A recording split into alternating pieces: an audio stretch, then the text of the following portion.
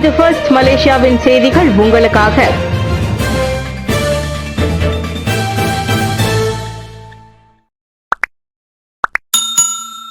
சமூக ஊடகங்களுக்கு பதிலாக முதன்மை ஊடகங்களை நாடுமாறு பொதுமக்களுக்கு அறிவுறுத்து. சமூக ஊடகங்களில் உள்ள தகவல்களை முழுமையாக சார்ந்திருப்பதற்கு பதிலாக பெர்னாமா மற்றும் ஆர்டிஎம் போன்ற முதன்மை ஊடகங்களை நாடுமாறு பொதுமக்கள் அறிவுறுத்தப்படுகின்றனர்.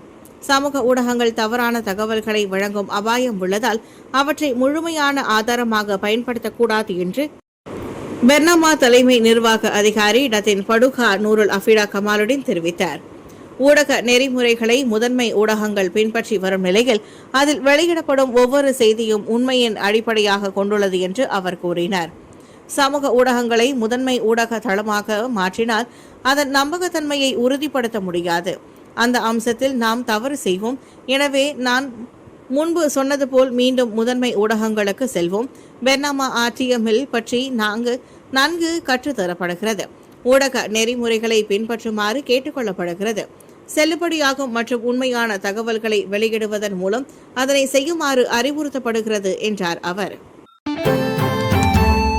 நாட்டின் புதிய கடன் படிப்படியாக குறைந்து வருகிறது. நாட்டு கடனின் ஒட்டுமொத்த நிலை குறித்து அரசியல் சர்ச்சைகள் தொடர்ந்து மேற்கொள்ளப்பட்டு வரும் போதிலும் நாட்டின் புதிய கடன் படிப்படியாக குறைந்து வருவதாக பிரதமர் ஸ்ரீ அன்வர் இப்ராஹிம் வலியுறுத்தினார்.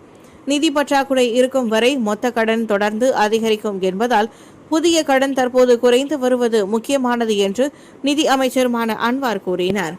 இந்த நிதி பற்றாக்குறை உண்மையிலேயே முதலாவதாக நிதி பற்றாக்குறை மற்றும் புதிய கடனால் முடிவில்லா அரசியல் விவாதங்கள் ஏற்பட்டாலும் அவற்றை குறைக்க மடானி அரசாங்கம் முயற்சிகளை மேற்கொண்டு வருகிறது. நாம் ஏன் பற்றாக்குறையை குறைக்க வேண்டும்? நாம் அதனை குறைக்கவில்லை என்றால் கடன் பெருகும். அதனால்தான் இந்த பற்றாக்குறையை குறைக்க வேண்டும். நாங்கள் அதை 5.6 விழுக்காட்டிலிருந்து 5 விழுக்காடு 4 விழுக்காடிற்கு குறைந்து தற்போது 3.8 விழுக்காடாக இருக்கும் என்று கணித்துள்ளோம். அடுத்த ஆண்டு தொடர்ந்து குறையும் என்றார் அவர். அதிகாரப்பூர்வ கடப்பிதழ் கொண்டவர்களுக்கான விசாக்களை ரத்து செய்யும் ஒப்பந்தத்தில் பாகிஸ்தான் வங்காளதேசம் கையெழுத்து. அதிகாரப்பூர்வ மற்றும் அரசதந்திர கடப்பிதழ் வைத்திருப்பவர்களுக்கான விசாக்களை ரத்து செய்வது தொடர்பான ஒப்பந்தத்தில் பாகிஸ்தானும் வங்காளதேசமும் கையெழுத்திட்டன. ஞாயிற்றுக்கிழமை பாகிஸ்தான் வெளியுறவு அமைச்சர் இஷாக் டார் டாக்காவிற்கு வருகை மேற்கொண்ட போது இந்த ஒப்பந்தம் கையெழுத்திடப்பட்டது. வங்காளதேசத்தின் இடைக்கால தலைவர் முகமது யூனுஸ் மற்றும் அந்நாட்டின் வெளியுறவு விவகார ஆலோசகர் தௌஹித் ஹுசைனை வரவேற்று இஷாக் டார் இருவழி பேச்சுவார்த்தை மேற்கொண்டார். இந்த ஒப்பந்தத்தை தொடர்ந்து கூடுதலாக இரு நாடுகளும் 5 புரிந்துணர்வு ஒப்பந்தங்களில் கையெழுத்திட்டன. அவற்றில் இரு நாடுகளின் வெளியுறவு சேவை கழகங்கள் மற்றும் மாநில செய்தி நிறுவனங்கள் இடையே வர்த்தகம் மற்றும் ஒத்துழைப்பு குறித்த கூட்டு பணிக்குழு தொடர்பானவையும் அடங்கும். 2012ஆம் ஆண்டுக்கு பிறகு பாகிஸ்தான் வெளியுறவு அமைச்சர் ஒரு வங்காளதேசத்திற்கு வருகை புரிவது இதுவே முதல் முறையாகும். பாரம்பரிய மருந்து கடைகள் இன்னமும் மக்களின் கவனத்தை பெற்றுள்ளன. காலனித்துவ காலத்திலிருந்து இன்றைய நவீன மலேசியா வரை 80 ஆண்டுகளில் நாடு பல மாற்றங்களை கண்டிருந்தாலும் உள்ளூர் பாரம்பரிய மருந்து கடைகள் இன்னமும் மக்களின் கவனத்தை பெற்றுள்ளதை மறுப்பதற்கில்லை. நவீன மருத்துவத்துறையின் வளர்ச்சியால் பல சவால்கள் எதிர்கொண்ட போதிலும் தற்போது 3ஆம் தலைமுறையின் கீழ் செயல்பட்டு வரும் கியான்ஃபாட் மருந்து கடை காலத்திற்கு ஏற்ப மாற்றம் கண்டு பாரம்பரிய மரபினையும் தொடர்ந்து காக்கிறது. கோலாலம்பூர் பெட்டாலிங் சாலையில் பலவிதமான இயற்கை மூலிகைகள் மற்றும் உலர்ந்த வேர்க்கிழங்குகளின் மனத்துடன் 1942ஆம் ஆண்டிலிருந்து இயங்கி வரும் கியான்ஃபாட் எனும் சீன மருந்து கடைக்கு இன்றும் மக்களின் வரவேற்பு நிறைந்துள்ளது. நிலையான வாடிக்கையாளர்களின் கவன ஈர்ப்பு இடமாக மட்டும் இன்றி சுற்றுலா பயணிகளின் பிரத்யேக தளமாகவும் தங்கள் கடை மாறியுள்ளதாக தமது தந்தையின் மறைவுக்கு பிறகு 2000ஆம் ஆண்டு 3ஆம் தலைமுறையாக நிர்வாகத்தை ஏற்றுக்கொண்ட 68 வயது இங்ஜியாட் தெரிவித்தார். 3 மேலவை உறுப்பினர்கள் நேற்று பதவி உறுதிமொழி எடுத்துக் கொண்டனர். நேற்று 3 மேலவை உறுப்பினர்கள் அதன் தலைவர் டத்தோ அவாங் ஃபெமி அவாங் அலிபாசா முன்னிலையில் பதவி உறுதிமொழி எடுத்துக் கொண்டனர். கே அடிலான் ரெம்பாவ் கிளை தலைவர் டத்தோ ஜுஃபித்ரி ஜோஹா, ஜாசிகா உச்சமன்ற உறுப்பினர் டத்தோ ஊஹிம் வென் மற்றும் ஜாசிகா மூத்த உறுப்பினர் டத்தோ லியோங் ngா ஆகியோர் இந்த மூவர் ஆவர். டாக்டர் ஜுஃபித்ரி மற்றும் ஊ ஆகிய இருவரையும் நேற்று தொடங்கி 3 ஆண்டுகளுக்கு நெகிரி செம்பிலான் மாநில சட்டமன்றம் நியமித்த வேளையில் லியாங்கை நேற்று தொடங்கி ஆகஸ்ட் 2028 வரை 24ஆம் தேதி வரைக்குமான காலகட்டத்திற்கு மாட்சிமை தங்கிய மாமன்னர் நியமித்தார். அவர்கள் மூவருக்கும் மேலவைத் தலைவர் அவாங் ஃபெமி தமது பாராட்டுகளை தெரிவித்துக் கொண்டார். அவர்கள் மாநிலத்தையும் மலேசியாவின் மிக உயர்ந்த சட்டமன்ற அமைப்பான இங்கு பேச நியமிக்கப்பட்ட குழுக்களையும் பிரதிநிதிக்கிறார்கள். அதிகாரங்களை பிரிக்கும் கொள்கையின் அடிப்படையில் நிர்வாகத்தையும் மக்களவையும் சரிபார்த்து சமநிலைப்படுத்துவதில் அவர்கள் பங்கெடுக்கிறார்கள் என்றார் அவர். காலம் தாழ்த்தாது வீட்டுக்கடன் உத்தரவாத திட்டத்தில் பங்கேற்க இந்திய சமூகத்திற்கு விக்னேஸ்வரன் நினைவுறுத்து. இந்திய சமூகம் காலம் தாழ்த்தாமல் SJKP எனப்படும் வீட்டுக்கடன் உத்தரவாத திட்டத்தின் கீழ் இணைந்து பயனடையுமாறு மாய்கா தேசிய தலைவர் தான் ஸ்ரீ SA விக்னேஸ்வரன் கேட்டுக் கொண்டுள்ளார். இந்த திட்டம் நிரந்தர வருமானம் இல்லாத சுயதொழில் செய்பவர்கள், கிக் பணியாளர்கள் மற்றும் முதல் முறை வீடு வாங்குபவர்களுக்கு வீட்டுக்கடன் பெற உதவுகிறது.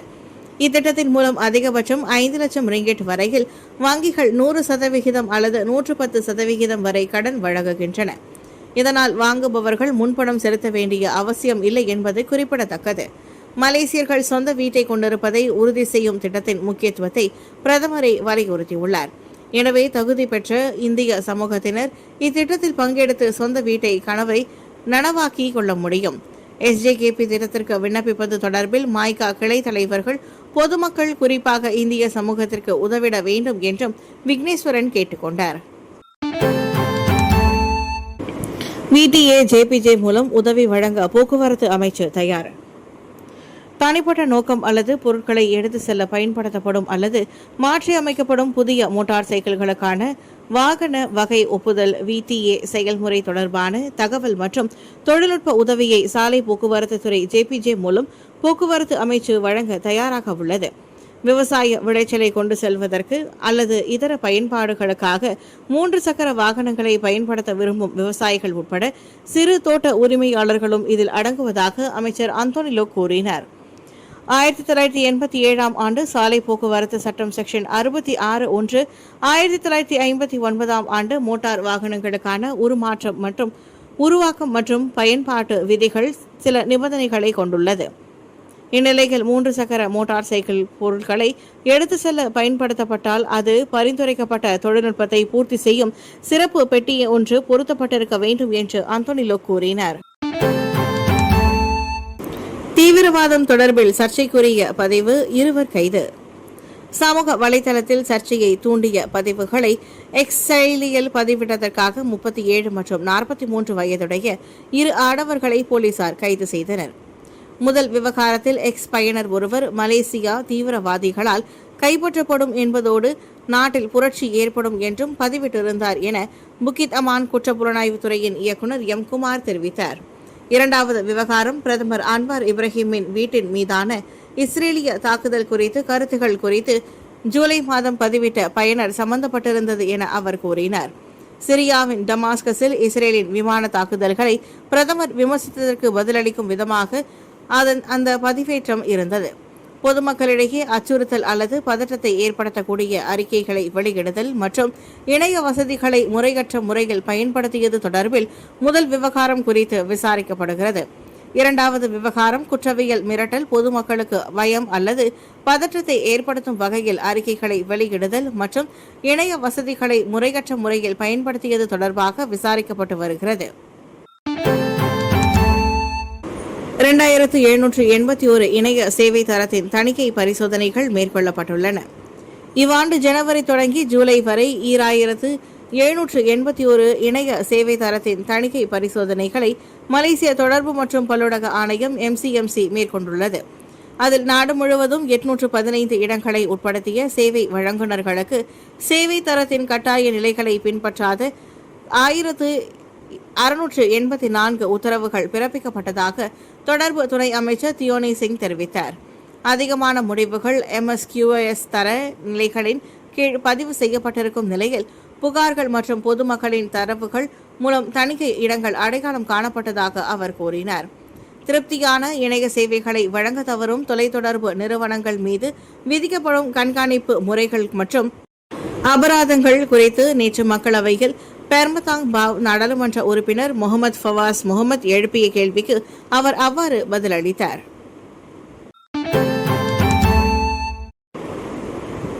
மஸ்ஜித் இந்தியாவில் நிலம் உள்வாங்கிய சம்பவத்தில் தாயாரை இழந்த 1 ஆண்டு நினைவு நாளில் மகன் அஞ்சலி. கோலாலம்பூர் ஜாலான் மஸ்ஜித் இந்தியாவில் நிலம் உள்வாங்கிய சம்பவத்தில் தனது தாயார் ஜி விஜயலட்சுமியை இழந்த 1 ஆண்டு நினைவு நாளில் அவரது மகன் எம் சூர்யா சம்பவம் நடந்த இடத்தில் அஞ்சலி செலுத்தினார். கடைசி வரை தனது தாயாரின் உடலை பார்க்க முடியாமலேயே நாட்டிலிருந்து வெளியேறிய 25 வயதுடைய சூர்யா சம்பவம் நடந்த இடத்தில் அவரது தாயாரின் புகைப்படத்தை வைத்து வாழை இலையில் தாயாருக்கு பிடித்த உணவுப் பொருட்கள் மற்றும் மலர்களை வைத்து அவரது ஆத்மா சாந்தி அடைய பிரார்த்தனை செய்தார். இந்நிகழ்வில் மஸ்ஜித் இந்தியாவை சேர்ந்தவர்களுக்கு உணவு மற்றும் பானங்களையும் அவர் வழங்கினார். இது தொடர்பான காணொளி பின்னர் சமூக ஊடகங்களில் வைரலானது. அதோடு மஸ்ஜித் இந்தியா வட்டாரத்தை சேர்ந்த மக்களுக்கு அவர் உணவுப் பொருட்களையும் விநியோகித்தார். போலீஸ் உறுப்பினரை கொலை செய்ததாக 4 மீது குற்றச்சாட்டு. கடந்த ஆகஸ்ட் 7ஆம் தேதி போலீஸ் உறுப்பினர் ஒருவரை கொலை செய்ததாக 4 ஆடவர்கள் நேற்று அலோஸ்டார் மேஜிஸ்ட்ரேட் நீதிமன்றத்தில் குற்றம் சாட்டப்பட்டனர். எனினும் மேஜிஸ்ட்ரேட் எலியானா இஸ்மாயில் முன்னிலையில் குற்றச்சாட்டு வாசிக்கப்பட்ட பின்னர் முகமது பட்ரி முகமது அசாமி, முகமது ஹபீஸ் கஸ்லி, பட்ரி இமான் அப்துல் நசீர் மற்றும் முகமது சைஃபுடின் முகமது நோர் ஆகிய 4 இருந்து எவ்வித வாக்குமூலமும் பதிவு செய்யப்படவில்லை. கடந்த ஆகஸ்ட் 7ஆம் தேதி கெடா அலோஸ்டார் தாமான் கோல்ஃப் பகுதியில் உள்ள வீடொன்றின் முன்புறத்தில் அம்மாநில போலீஸ் தலைமையகத்தின் குற்றப்புலனாய்வுத்துறை உறுப்பினரான 35 வயதுடைய கார்ப்ரல் முகமது ஹஸ்பிசுல் இஸ்மான் கொலை செய்ததாக 4 மீது குற்றம் சுமத்தப்பட்டுள்ளது. குற்றம் நிரூபிக்கப்பட்டால் மரண தண்டனை அல்லது அதிகபட்சம் 40 ஆண்டுகள் சிறை தண்டனை விதிக்க வகை செய்யும் குற்றவியல் சட்டம் செக்ஷன் 302 கீழ் இவ்வழக்கு விசாரிக்கப்படுகிறது. இவ்வழக்கு உயர்நீதிமன்றத்திற்கு மாற்றுவதற்கு முன்னர் இதன் மறு செவிமடுப்பை வரும் நவம்பர் 23ஆம் தேதிக்கு நீதிமன்றம் ஒத்திவைத்தது.